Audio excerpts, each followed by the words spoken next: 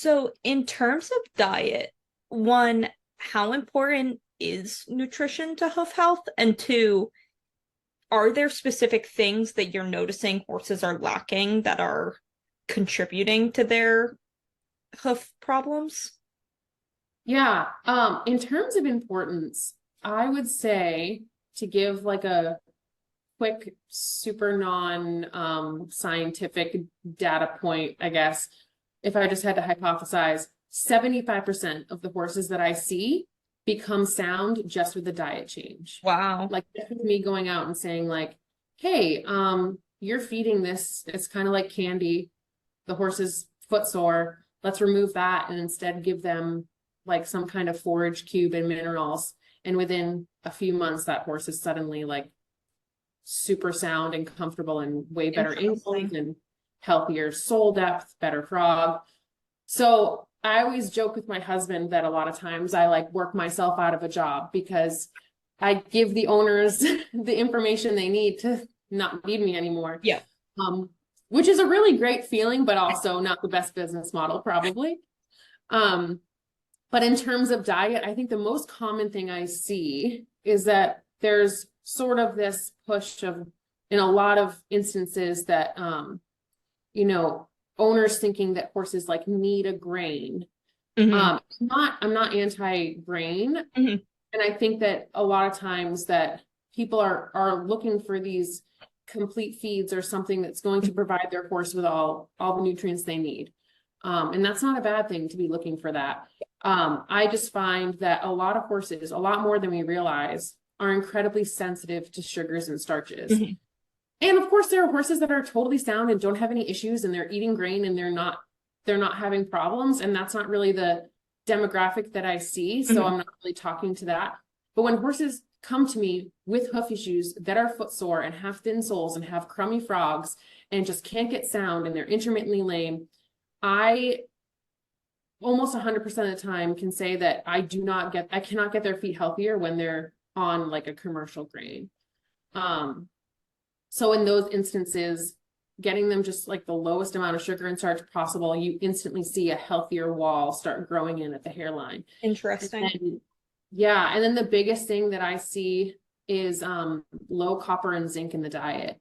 Hmm. There's something like 97% of hay tests around the world are deficient in copper and zinc. And Interesting. yeah, and you know, the daily NRC requirements are kind of like, what is the bare minimum for a horse to survive?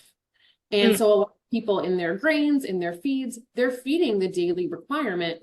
But if a horse has any kind of health issues, or if they have any kind of gut issues that Mhm. affects the absorption of these things, or if their water is super high in iron or manganese that competes with copper and Mm. zinc for absorption, they're not going to actually be able to utilize that copper and zinc to grow healthier feet.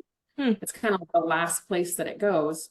So an increase in copper and zinc is typically like a very safe thing to try to see if you get a Mhm. healthier wall growing down. And it's very safe to add. It's like the safe upper limits are thousands of milligrams, and you would probably not even get a horse to eat that in a day, because it would be so unpalatable.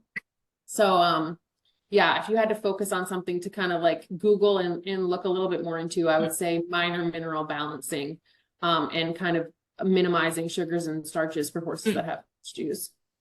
Yeah, it's really interesting.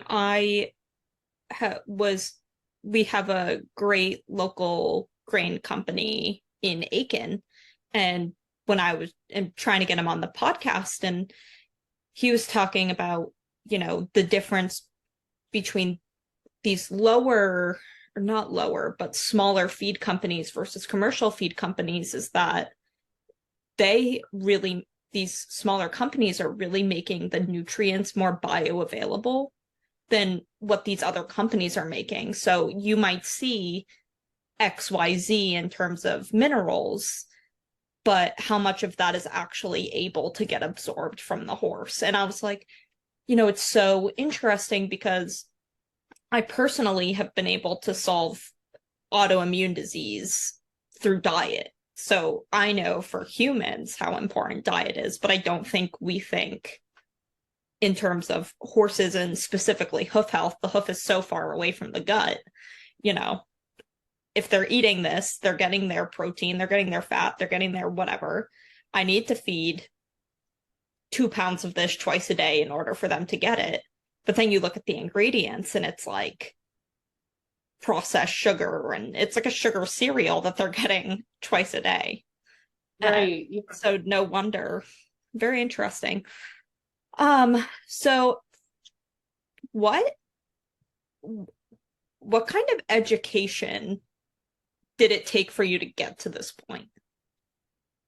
Yeah, I would say a lot of obsession. So I am certified with this amazing organization called Progressive Hoof Care Practitioners, and that took me about 3 years of schooling around a full-time job. I was a public school teacher, which was very good to do another kind of schooling program because you have summers off and school vacations. But on top of that certification, I did, clinics and shadowing around the world. So I, went to England to Rockley Farm. I spent time in California with Eponamind and working with some mentors out there. I flew down to Root and Riddle in Kentucky. I spent time with Daisy Bicking in Pennsylvania. I know that there's others that I'm missing, but I worked with PHCP mentors all around the country. So the PHCP program itself requires you to take nutrition courses with a veterinarian, which is why I get so passionate about diet and why I feel like I can at least speak a little bit into diet, even though I'm not, a PhD nutritionist. And we have to take courses on reading radiographs. We have to take courses on metabolic issues. So insulin resistance, PPID, that kind of thing. And we had to work with at least, about 9 mentors across the country of our own choosing. So we kind of choose who we feel like we were most interested in working with based on that person's kind of demographic of cases they work on.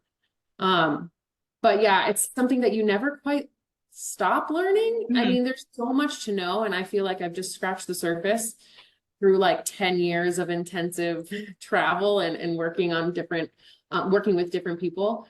So I think I'll continue for the rest of my life. If this is, the rest of my life, that I'll keep learning, but that's sort of the basis of how I got to where I am now.